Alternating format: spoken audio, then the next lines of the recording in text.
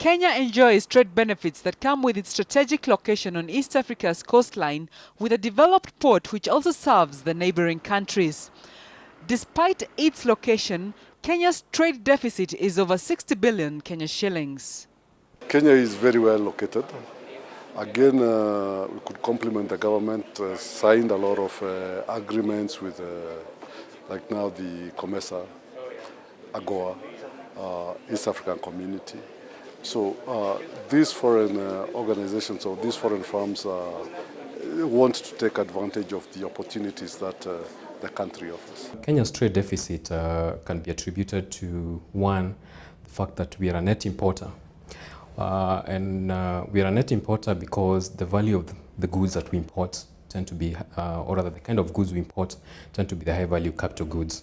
We import a lot of equipment, machinery and that kind of thing, which are small pieces but high values.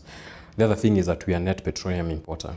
We need petroleum to drive our industry, our agriculture, our transport system, and we've got to import that. On the reverse, our exports tend to be low value but high volume items, usually agricultural produce, and produce that is more often than not fully value added. So for instance, we'll export our teas processed but not branded. And there's a big difference between what you can get for an agricultural item like tea or coffee that is branded. You might have done all the processing, but if it's not branded, you don't get the full price for that.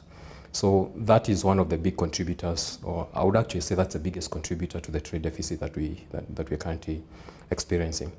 Given, or added to that is also the fact that as our economy has grown over the last few years, we've been growing a bigger and bigger appetite for imported goods. You just need to walk to our supermarkets, your average supermarket, and you find a lot of imported things on the shelves, things that ideally could be produced here, or we actually might have alternatives, local alternatives, but we have that appetite for imported goods.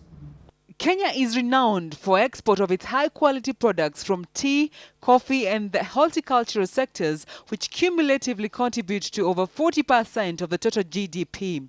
Local companies have, however, been slow to take up trade opportunities despite opening up of the East Africa community and the foreign markets offerings. One of the major challenges is actually getting the Kenyan business person to understand or how to go about in the international trade, or market entry strategies, carrying out proper research. What challenges do importers encounter and how can they be addressed? Another element of challenges that is there is people navigating, or ability to navigate the bureaucracy that goes with international trade.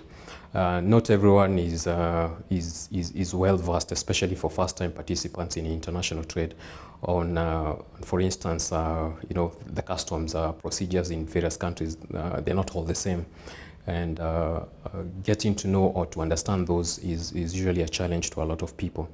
And tied to that would be, for instance, what sometimes are called the non-tariff barriers to trade.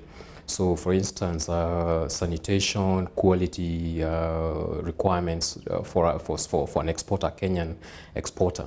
For instance, sending agricultural produce or food produce to the European Union, to North America, to the Middle East even, or let's say generally to the more advanced economies. There's a lot that someone has to address, and people are not always aware, they don't know how to go about that. Going forward, with proper policy formulation and engagement of small to medium business owners on benefits accrued from international trade, the gap could be easily wound. For Eye on Kenya, I am Lois Washira.